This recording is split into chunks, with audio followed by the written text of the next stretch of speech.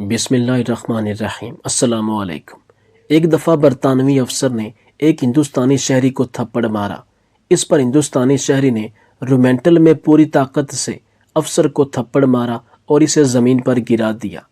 واقعہ کچھ یوں پیش آیا ہے کہ برطانوی نو آبادیاتی دور میں ہندوستان میں ایک دفعہ ایک شخص نے غلطی سے ایک برطانوی افسر کے شوز پر تھوک دیا اور فوری اپنی غلطی کا احساس ہونے پر تھوک صاف کیا۔ اس ہندوستانی شہری نے اس افسر سے معافی بھی مانگی، لیکن برطانوی افسر نے ہندوستانی شہری کو تھپڑ مارا۔ اس پر ہندوستانی شہری نے رد عمل میں پوری طاقت سے افسر کو تھپڑ مارا اور اسے زمین پر گرا دیا۔ افسر اس ذلت امیز صدمے سے حیران رہ گیا اور وہاں سے چلا گیا، یہ سوچتا ہوا کہ ایک ہندوستانی شہری نے کیسے جرأت کی کہ وہ برطانوی فوج کے افسر کو تھپڑ مارے، جو کہ ایک ایسی سلطنت کا حصہ ہے کہ جس پر سورج غروب نہیں ہوتا۔ وہ اپنے مرکز کی طرف گیا تاکہ اپنے افسروں کو اس واقعہ کی اطلاع دے اور اس شہری کو سزا دینے کے لیے مدد طلب کرے، لیکن بڑے افسر نے اسے پرسکون کیا اور اپنے دفتر لے گیا اور ایک پیسوں سے بھرا خزانہ کھول کر کہا، خزانے سے 50,000 روپے لے لو اور اس ہندوستانی شہری کے پاس جا کر اس سے معافی مانگو اور اسے یہ پیسے بطور معاوضہ دو۔ افسر پاگل ہو گیا اور احتجاج کرتے ہوئے کہا، مجھے اسے تھپڑ مارنے اور ذلیل کرنے کا حق ہے۔ اس نے مجھے تھپڑ مارا جبکہ اسے کوئی حق نہیں تھا۔ یہ میرے لیے، آپ کے لیے اور ملکہ کی فوج کے لیے توہین ہے، بلکہ خود ملکہ کے لیے بھی توہین ہے۔ بڑے افسر نے چھوٹے افسر سے کہا، اسے ایک فوجی حکم سمجھو جسے تمہیں بغیر کسی بحث کے عمل کرنا ہے۔ افسر نے اپنے کمانڈر کے احکامات کی تعمیل کی، پیسے لے کر ہندوستانی شہری کے پاس گیا اور کہا، براہ کرم میری معذرت قبول کریں، میں نے آپ کو تھپڑ مارا اور آپ نے جواب دیا ہم برابر ہو گئے ہیں اور یہ 50,000 روپے میری معذرت کے ساتھ تحفہ ہیں۔ ہندوستانی شہری نے معذرت اور تحفہ قبول کیا اور چند عرصے بعد بھول گیا کہ اسے اپنی زمین پر ایک نو آبادیاتی حکمران نے تھپڑ مارا تھا۔ اس وقت 50,000 روپے ایک بڑی دولت سمجھی جاتی تھی۔ شہری نے اسی رقم کے ایک حصے سے گھر خریدا، ایک حصہ محفوظ کیا اور ایک حصے سے رکشہ، ایک 3 پہیوں والی سواری جو ہندوستان میں استعمال ہوتی ہے، یہ خریدا اور کچھ سرمایہ کاری، تجارت اور نقل و حمل میں کی۔ اس کی حالت بہتر ہو گئی اور وقت کے ساتھ ساتھ وہ کاروباری شخص بن گیا اور تھپڑ کو بھول گیا، لیکن انگریزوں نے ہندوستانی شہری کے تھپڑ کو نہیں بھلایا۔ کچھ عرصے بعد انگریز کمانڈر نے اس افسر کو بلایا جسے تھپڑ مارا گیا تھا اور کہا، کیا تمہیں وہ ہندوستانی شہری یاد ہے جس نے تمہیں تھپڑ مارا تھا؟ افسر نے کہا، میں کیسے بھول سکتا ہوں۔ کمانڈر نے کہا، وقت آ گیا ہے کہ تم جاؤ اور اسے تلاش کرو اور بغیر کسی تمہید کے اسے لوگوں کے بڑے ہجوم کے سامنے تھپڑ مارو۔ افسر نے کہا، اس نے مجھے اس وقت تھپڑ مارا جب اس کے پاس کچھ نہیں تھا۔ آج جب کہ وہ کاروباری شخص بن چکا ہے اور اس کے پاس حامی اور محافظ ہیں، تو وہ نہ صرف مجھے تھپڑ مارے گا بلکہ مجھے مار ڈالے گا۔ کمانڈر نے کہا، وہ تمہیں نہیں مارے گا، جاؤ اور حکم کی تعمیل کرو بغیر کوئی بحث کیے۔ افسر نے اپنے کمانڈر کے احکامات کی تعمیل کی اور اس ہندوستانی کے پاس گیا۔ اس کے ارد گرد اس کے حامی، خادم، محافظ اور دیگر لوگوں کا مجمع تھا۔ اس نے اپنی طاقت سے ہندوستانی شہری کو تھپڑ مارا اور اسے زمین پر گرا دیا اور ساتھ ہی اس کے کپڑوں پر تھوک بھی دیا۔ ہندوستانی شہری نے کوئی رد عمل ظاہر نہیں کیا، یہاں تک کہ اس نے افسر کی طرف دیکھنے کی بھی جرأت نہیں کی۔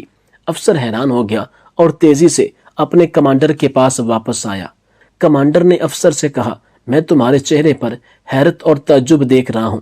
افسر نے کہا، ہاں، پہلی بار اس نے مجھے زیادہ طاقت سے تھپڑ مارا تھا جبکہ اس کے پاس کچھ نہیں تھا، اور آج جب کہ اس کے پاس طاقت ہے، دولت ہے، اس نے کچھ کہنے کی بھی جرأت نہیں کی۔ یہ کیسے ممکن ہے؟ انگریز کمانڈر جو کہ ایک عقل مند شخص تھا، اس نے کہا، پہلی بار اس کے پاس صرف اس کی عزت تھی اور وہ اسے سب سے قیمتی چیز سمجھتا تھا، اس لیے اس نے اس کا دفاع کیا۔ لیکن دوسری بار جب اس نے اپنی عزت کو 50,000 روپے میں بیچ دیا تو وہ اس کا دفاع نہیں کرے گا، کیونکہ اس کے پاس اس سے زیادہ اہم چیزیں ہیں۔ تو ناظرین کرام، اس واقعہ کے تناظر میں مملکت خدا داد اسلامی جمہوریہ پاکستان کی حالت کو ملاحظہ کریں کہ پہلے ہمارے پاس کچھ نہیں تھا اور عزت تھی اور پاکستان کا ڈنکا پوری دنیا میں بجتا تھا۔ حتیٰ کہ ہم لوگوں نے جاپان، چین اور روس جیسے بڑے بڑے ملکوں کو قرضے تک بھی دیے ہیں۔ پوری دنیا میں ہمارا نام روز روشن کی طرح عیاں تھا، اور آج ہمارے پاس دیگر ممالک کا دیا کم یا زیادہ ہے، لیکن بدقسمتی سے آج ہم ذلت اور رسوائی کی بلندیوں کو چھوتے ہوئے بغیرتی کے قطب مینار پر بیٹھے ہیں، اور ہمیں کچھ بھی محسوس نہیں ہو رہا، کیونکہ ہماری عزت تو بہت پہلے جا چکی ہے۔ ایک ایسا مالدار شخص جو کہ اپنے وقت کا بہت طاقتور مالدار مسلمان تاجر تھا۔ اس آدمی کے 3 بیٹے تھے۔ اس کے پاس مال و دولت کی کوئی کمی نہیں تھی۔ جب وہ بوڑھا ہو گیا تو اسے احساس ہونے لگا کہ اس کا کوئی بیٹا اس کی اچھی طرح دیکھ بھال نہیں کر رہا۔ اس نے سوچا کہ کیوں نہ وہ اپنے مال کو اپنے بچوں میں تقسیم کر دے، تاکہ اس سے کمائے کھائیں اور اس احسان کے بدلے میں اس کی خدمت کریں۔ اس نے اپنی بیوی سے مشورہ لیا تو اس نے بھی بوڑھے شوہر کے خیال کی تائید کی۔ چنانچہ ایک دن اس نے ایک مختصر سی محفل رکھی اور اپنے 3 بیٹوں کو بلوایا۔ جب 3 بیٹے اس کے پاس حاضر ہو گئے تو اس نے کہا، میرے بیٹو، تم سب جانتے ہو کہ میں نے اپنی جوانی کمانے میں خرچ کر دی۔ میں نے اپنے پیسے سے تم تینوں کی اچھے گھرانوں میں شادی بھی کر دی ہے۔ اب میں بوڑھا ہو چلا ہوں، میری اولاد جوان ہو چکی ہے۔ میں تجارت کے لیے بازار میں نہیں نکل سکتا، میں کاروبار کے لیے بازار میں نہیں نکل سکتا۔ میں نے سوچا ہے کہ آخر یہ سب مال جو میرے پاس رکھا ہوا ہے کیوں نہ تمہارے درمیان تقسیم کر دوں، تاکہ تم اس سے فائدہ اٹھاؤ اور کماؤ کھاؤ۔ چنانچہ میں نے اپنا سارا مال تم 3 بھائیوں میں تقسیم کرنے کا ارادہ کیا ہے۔ میری اور تمہاری والدہ کی زندگی کا بڑا حصہ گزر چکا، اب تھوڑی سی زندگی باقی ہے۔ نہ جانے کب زندگی کی سانسیں لڑکھڑا جائیں اور ہم تم لوگوں سے جدا ہو جائیں۔ تم تینوں سے میں یہ کہنا چاہتا ہوں کہ اگر تم لوگ تھوڑی بہت ہم میاں بیوی پر توجہ دو گے تو ہماری زندگی آرام سے گزر جائے گی۔ بس اب جاؤ۔ میں نے اپنے پورے مال کو جو میں نے اپنا بچپن جوانی لگا کر کمایا، اس سب مال کو جس میں میرا خون پسینہ شامل ہے، اس کے ذرے ذرے کو تم تینوں میں برابر تقسیم کر دیا ہے۔ آج کے بعد میرا سارا مال تم تینوں کا ہے۔ کماؤ کھاؤ اور اللہ کی راہ میں خرچ کرو۔ بس اتنی سی گزارش ہے کہ اب ہم دونوں میاں بیوی تمہاری خدمت کے محتاج ہیں۔ تم لوگ ہمیں فراموش مت کرنا۔ ہمیں یقین ہے کہ اللہ تعالی ہمیں ضائع نہیں کریں گے۔ 3 بیٹوں نے باپ کو یقین دلایا کہ وہ ماں باپ کی خدمت کریں گے، ہر طرح سے ان کا خیال رکھیں گے، ان کی ہر ضرورت پوری کریں گے۔ اپنی ضرورت بعد میں، لیکن آپ دونوں کی ضرورت پہلے پوری کریں گے۔ پھر 3 بھائی اپنا اپنا حصہ لے کر تجارت اور دیگر کام کاج میں مشغول ہو گئے۔ کچھ ہی دنوں میں وہ اپنی مشغولیت میں ایسے ڈوبے کہ والدین کی خدمت کرنا بھول گئے۔ ہر بیٹا یہی سوچتا تھا کہ چلو میں اپنے والدین کی خدمت نہیں کر سکتا، یا میرے پاس اتنا وقت نہیں ہے تو 2 بھائی اور بھی ہیں، وہ دونوں بھائی بھی اسی طرح سوچتے کہ کوئی نہ کوئی ہم تینوں میں سے والدین کی خدمت میں ہمہ مصروف ہی ہوگا۔ ان میں سے ایک سوچتا وہ دونوں بوڑھے والدین کی خدمت کرتے ہی ہوں گے۔ جو بوڑھے والدین تنہا ہو کر رہ گئے، بالکل اکیلے ہو کر رہ گئے۔ ساز و ناظر ہی ایسا ہوتا کہ ان میں سے کوئی بیٹا اپنے والدین کے پاس مہینے 2 مہینے میں 1-2 بار ملاقات کے لیے آ جاتا۔ ایک دن بوڑھے باپ کا ایک دوست ملاقات کے لیے آیا۔ یہ اس کا پرانا جگری دوست تھا۔ خرید و فروخت کے معاملات میں، کاروبار کے معاملات میں جب بھی کوئی مشکل مسئلہ درپیش ہوتا، یہ بوڑھا اپنے اسی دوست سے مشورہ لیتا۔ باتوں باتوں میں اس نے اپنے جگری دوست کو بیٹوں کے ناروا سلوک سے آگاہ کیا۔ اس نے یہ بھی بتلایا کہ اب وہ اپنی جائیداد میں سے اپنے مال میں کسی چیز کا مالک نہیں ہے، بلکہ ساری جائیداد بچوں میں تقسیم ہو چکی ہے اور وہی اس جائیداد کے مالک ہے۔ بوڑھے کا جگری دوست بڑا ذہین و فطین تھا، اسی لیے بوڑھے نے مشورہ لینے کے لیے اس کا انتخاب کیا تھا۔ بوڑھے کے دوست نے کہا کہ میں تمہیں تمہاری نافرمان اولاد کی بے حسی اور عدم توجہی سے چھٹکارا دلانے کے لیے کافی ہوں، لیکن ہمارے درمیان جو باتیں ہوئی ہیں تم اپنے بیٹوں کو ان کی ہوا بھی نہ لگنے دینا، یعنی ان کو بالکل پتہ نہ چلنے دینا۔ بوڑھے باپ نے دوست سے وعدہ کیا کہ وہ اپنے بیٹوں کو اس بارے میں کوئی بات نہیں بتائے گا، یہ باتیں سیگہ راز میں رہیں گی۔ اس نے اپنے دوست سے کہا، میں تمہیں اختیار دیتا ہوں کہ ہمارا مسئلہ حل کرنے کے لیے تم جو مناسب طریقہ اختیار کرنا چاہو کر سکتے ہو۔ اس بات چیت کے بعد بوڑھے باپ کا جگری دوست یکے بعد دیگرے اس کے 3 بیٹوں کے پاس گیا اور ان تینوں سے یہ باتیں کہیں کہ تم تو اچھی طرح سے جانتے ہو، تمہیں معلوم ہے کہ میں تمہارے والد کا بہت پرانا ساتھی ہوں۔ تمہارا والد آخر وقت تک مجھ سے مشورے لیے بغیر کوئی قدم نہیں اٹھاتا تھا۔ لین دین ہو یا خرید و فروخت یا روزمرہ کا کوئی بھی الجھا ہوا معاملہ میں ہی اس کا خاص ہوا کرتا تھا۔ میں تمہارے والد کی اور تمہارا والد میرے ہر دکھ سکھ میں شامل ہوتا تھا۔ ہم دوست کم اور بھائی زیادہ تھے، ये सब बातें तुम लोग जानते ही होगे। तुम्हारे बाप ने बहुत अरसा पहले मेरे पास अपने माल का एक भारी हिस्सा बतौर अमानत रखवाया हुआ है। इस माल का अगर तखमीना लगाया जाए तो ये इसकी जमा पूंजी के 1/3 से भी कम नहीं होगा। खुद मेरे पास इतना ज्यादा माल है कि मैं इसकी हिफाजत से आजिज हूँ। इसलिए मैं चाहता हूँ कि तुम्हारे बाप को इसकी रखी हुई तमाम दौलत वापस कर दूं। आखिर कब तक मैं ये दर्द अपने सर लिए रहूंगा? और हाँ, मैं ये अमानत तनहा वापस करना नहीं चाहता। मैं चाहूंगा कि कल सुबह ही तुम अपने दोनों भाइयों के साथ अपने वालिद के पास आ जाओ, ताकि मैं तुम सब भाइयों की मौजूदगी में तुम्हारे वालिद को इसकी अमानत वापस कर दूं। यहाँ एक खास बात तुमसे ये कहना चाहूंगा, चूंकि तुम्हारे वालिद बूढ़े हो गए हैं, ज़ईफ हो गए हैं और इन्हें इस मालो जायदाद में कोई दिलचस्पी नहीं है, इसलिए वो शायद ये अमानत तुम भाइयों में से किसी एक के नाम करने वाले हैं। तुम में से जो इनकी ज्यादा खिदमत करेगा वही इस माल का हकदार होगा। इसलिए मैंने तुम्हें यह राज बता दिया कि तुम अपने वालिद की खिदमत में लग जाओ। मैंने तुम्हारे वालिद से तुम्हारे लिए तारीफी कलमात सुने हैं, लेकिन मुझे ये यकीनी इल्म नहीं कि वो तुम तीनों में सबसे ज्यादा खुश किस पर है और किसके नाम पर यह जायदाद करेंगे। लेकिन मुझे उम्मीद है कि तुम्हारे वालिद ये सारा माल तुम्हें ही दे जाएंगे और तुम माला माल हो जाओगे। और हाँ, मैंने जो बातें तुमसे बयान की हैं, इसके बारे में अपने दूसरे दोनों भाइयों को बिल्कुल भिनक ना पड़ने देना, इनको पता ना चलने देना। मुबादा वही इस माल के हकदार बन बैठे। बूढ़े बाप के इस जिगरी दोस्त ने ये बातें तीनों बेटों में से हर एक के पास अलग अलग जाकर कहीं और तीनों को खूब सब्ज बाग दिखाए। सुबह हुई, तीनों बेटे वक्त से पहले ही अपने वालिद के पास पहुंच चुके थे। इनमें से हर एक की ख्वाहिश थी कि वो अपने वालिद को खुश करने की गरज से, अपने वालिद को खुश करने के इरादे से सबसे पहले इसके पास पहुंचे। बाप का जिगरी दोस्त भी वक्त पर पहुंच गया। वो ये देख हैरत में पड़ गया कि वही बेटे जो कई कई महीनों तक अपने बूढ़े बाप की मिजाज पुरसी के लिए नहीं आते थे, आज माल के लालच में, दौलत के लालच में वक्त से पहले ही बाप के दरवाजे पर पहुंच गए हैं।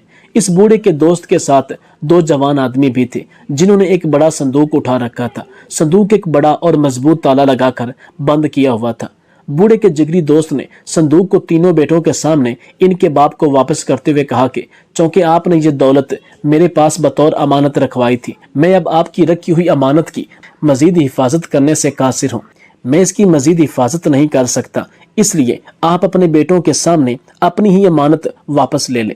बूढ़े ने अपने जिगरी साथी को तन्हाई में ले जाकर पूछा, भाई, इस संदूक के अंदर आखिर तुमने क्या छुपा रखा है? इसने बतलाया कि ये महज मेरी तदबीर है जिसे मैंने अपनाया है, और हाँ, तुम अपने बेटों के सामने इस बारे में कुछ मत कहना।